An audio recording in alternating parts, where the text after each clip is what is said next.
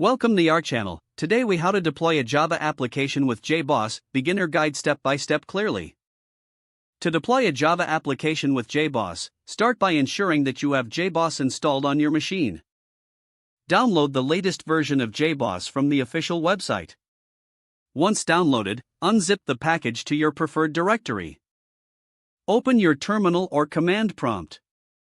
Navigate to the JBoss bin directory. Start the JBoss server by executing the appropriate startup command.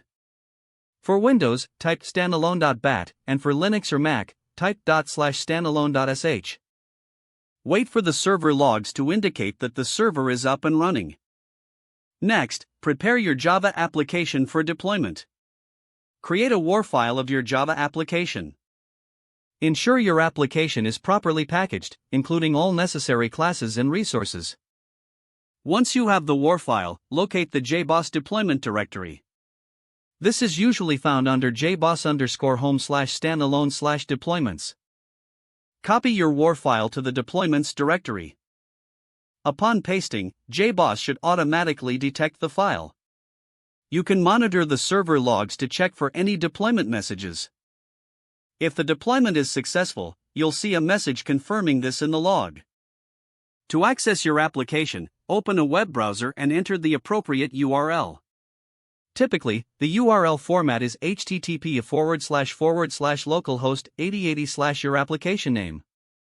If your application requires a database, make sure your database is up and running and that the connection settings are configured in JBoss.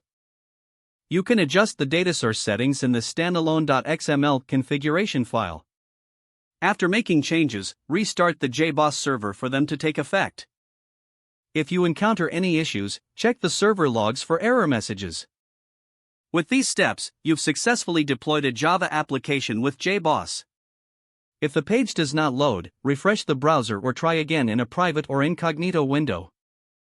Make sure you are using the correct email address, then retype it carefully to avoid small typos. If your password is not accepted, use the reset option and create a new strong password you can remember. Check your spam folder for verification or security emails, then complete any requested confirmation steps. Don't forget to like this video and subscribe to our channel for more step-by-step tech guides.